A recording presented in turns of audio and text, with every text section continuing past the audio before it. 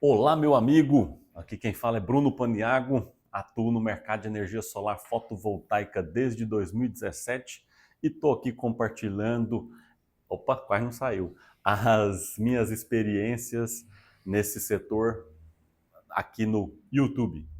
Então, meu amigo, hoje nós vamos falar um conceito assim bem básico de eletricidade. O mais básico que você precisa saber se você está começando agora nesse segmento, ou se você já está há muito tempo, mas está com dúvida se realmente esses conceitos já não foram esquecidos, você pode ficar nesse vídeo. Se não, se você já é um cara experiente, está acostumado com essas questões de elétrica aqui na energia solar, já pode pular para o próximo vídeo. Tem muito vídeo bom no canal aí que você vai gostar dos outros.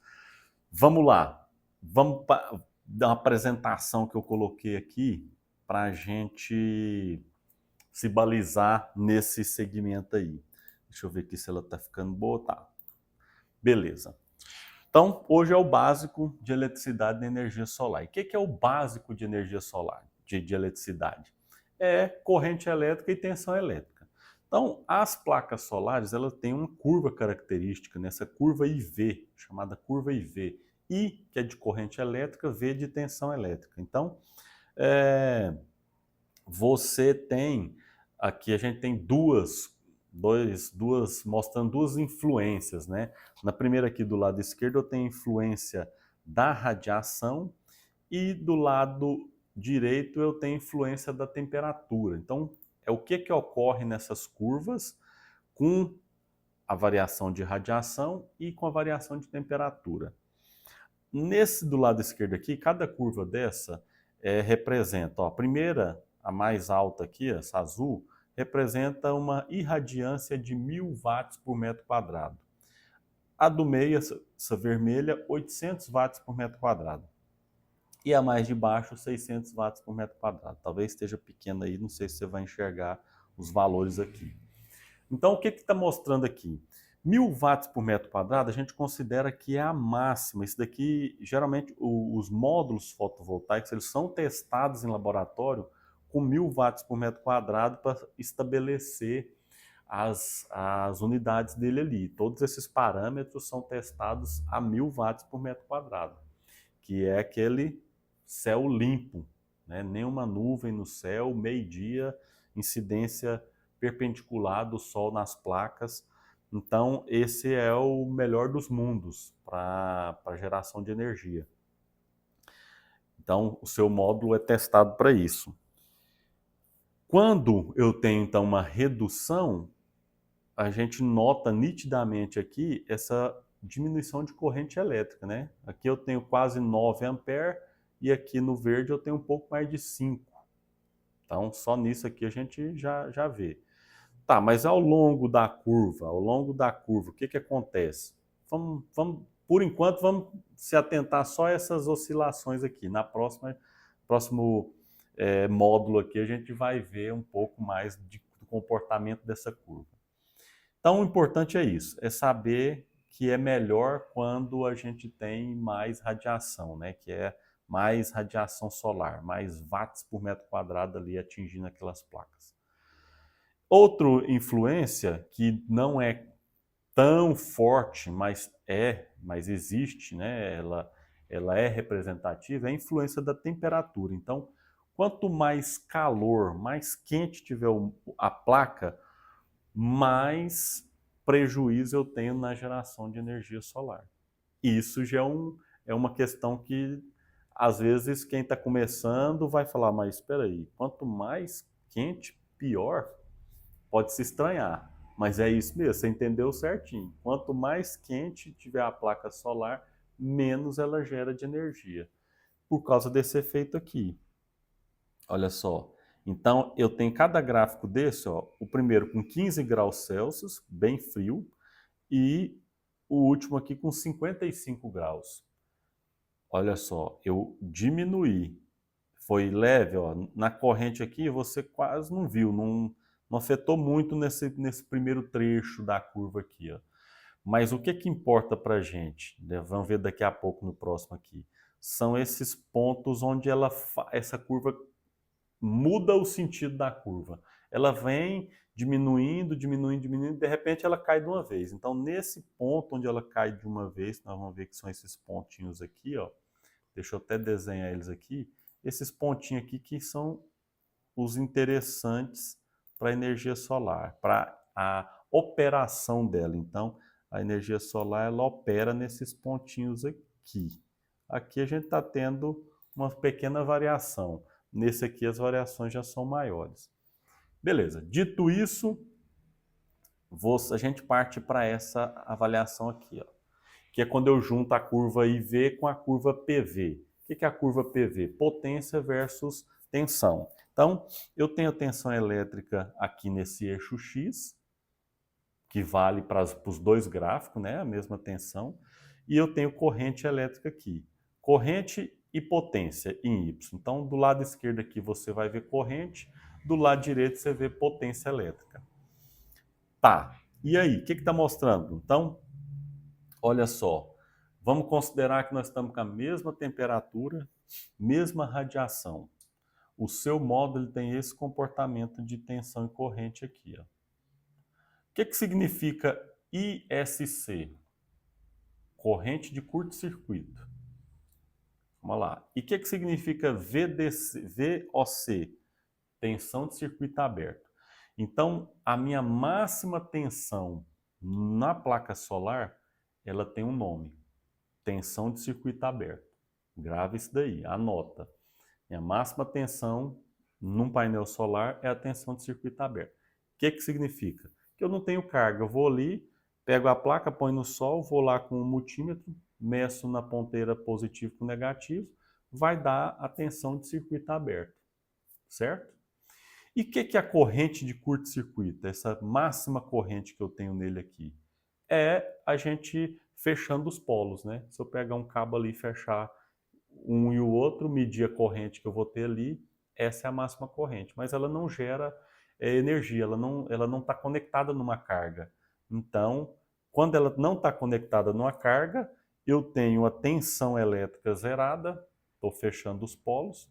Então, embaixo aqui, né, eu tenho tensão zero, é onde eu tenho a máxima corrente.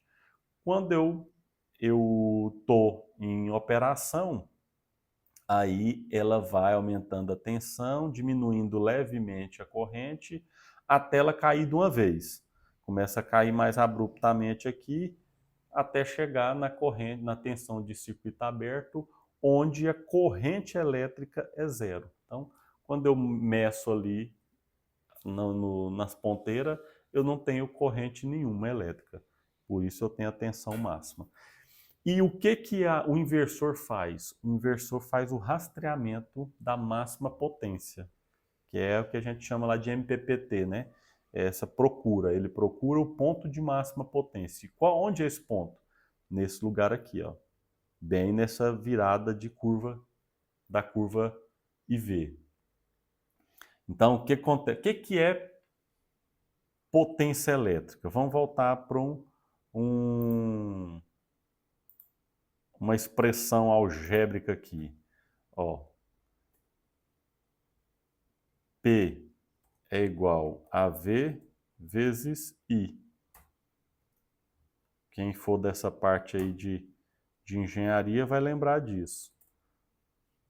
De estudar isso. Talvez até lá no terceiro ano do ensino médio tenha aprendido sobre isso. Tensão, potência elétrica é tensão vezes a corrente.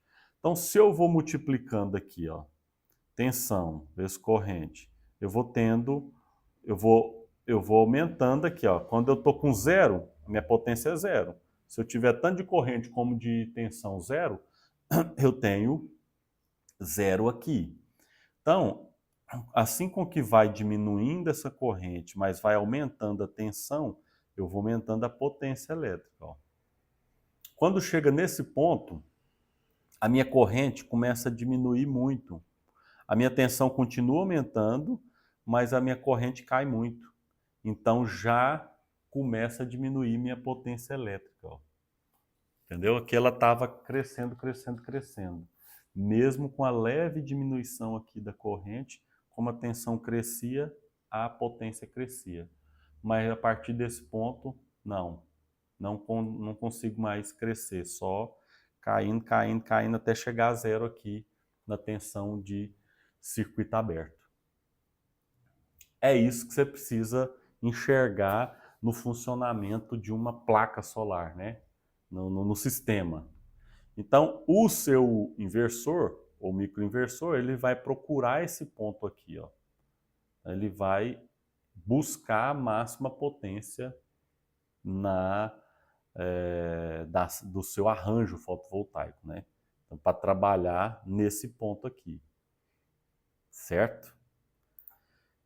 Tá, agora vamos para um conceito de arranjo, de modo de arranjo. Então eu posso conectar essas placas solares em série, que é eu pegar ali a ponta positiva de uma ligando a negativa da outra, em sequência, que é o mais comum em sistemas on-grids. Off-grids, às vezes a gente utiliza esse paralelismo. Hoje em dia tem usado mais em série também, nos sistemas híbridos e tal. Mas é possível a gente montar ele dessa forma. Qual é a vantagem de eu montar ele paralelo ou em série? No paralelo, o que acontece com esse arranjo? Você vai aumentando, a cada placa que você coloca em paralelo, você aumenta a corrente elétrica do circuito, do arranjo. Quando você coloca em série, você aumenta a tensão. Então, em paralelo, você aumenta a corrente a cada placa que você coloca, mas você mantém a tensão elétrica. Já em série, você aumenta a tensão elétrica a cada placa que você coloca, mas você mantém essa corrente. Então, para efeito de dimensionamento de cabo, é mais interessante você trabalhar em série, porque você mantém aquele mesmo cabo. Aqui você precisa, se você aumentar muita corrente elétrica, você precisa de bitolas de cabos maiores. Essa é a desvantagem, né, que eu vejo aqui. Mas em sistema off-grid, você precisa de um carregamento muito rápido, então você precisa de uma corrente elétrica ali circulando mais rápido. Pode ser que valha a pena montar em paralelo, né? Ou tem uma limitação muito grande com tensão, não posso, a minha tensão aqui, que esse inversor aceita é só 100 volts, então eu não posso passar disso, né? O seu controlador de carga. Então tem que olhar esses parâmetros para ver se ele se adapta aos seus equipamentos. Então um equipamento tem que estar conversando com o outro. Quando é sistema off-grid, você tem lá as baterias com controlador de carga, tudo isso você tem que avaliar esses parâmetros elétricos para ver se eles estão, se vai operar todo mundo aceitando aqueles padrões estabelecidos, né? Tá, e aí aqui eu tenho a etiqueta, né, os dados de uma placa solar, que está lá toda placa solar tem essa etiqueta, ou então está no datasheet, né, no manual dessa placa solar. Essa placa aqui, ela tem aqui de 690 a 715. Geralmente você vai ver esses padrões sempre com vários modelos, né? Ah, eu comprei a placa de 700, mas você vai ver que ela tem, junto com essa de 700, tem outras, né? Por que isso? Porque por mais bem feito o processo de fabricação dessas placas, elas sofrem alguma alteração, né? De cerca de 5%, para mais ou para menos. Então, eles pegam e separam esses lotes, né? Então, essa daqui atingiu só 690, vamos vender ela como 690. Essa daqui melhorou, 715, vamos vender ela como 715. Aí testa todas elas em laboratório, verifica esses parâmetros aqui e coloca, né, junto esses dados. Essa aqui é só uma parte de curiosidade, por que vem dessa forma. Tá. E aí eu preciso então comparar esses dados com os dados do inversor. Os dois principais equipamentos aí, por exemplo, no sistema on-grid, ou conectado na rede. Então vamos supor que eu tenha aqui